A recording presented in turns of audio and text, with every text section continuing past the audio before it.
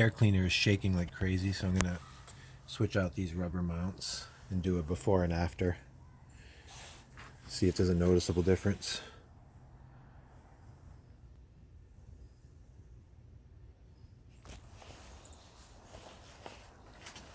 Air cleaner's off, so there was just one broken one.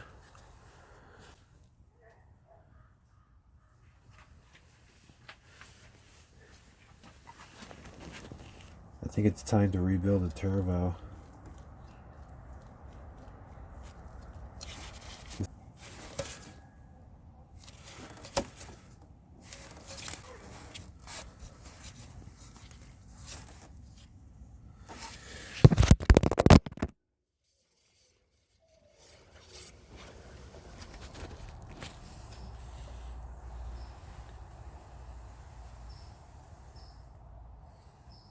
Make sure you reach underneath from here, and the pipe is directly below this pipe.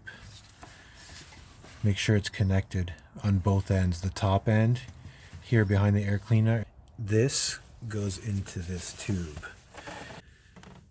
See that notch?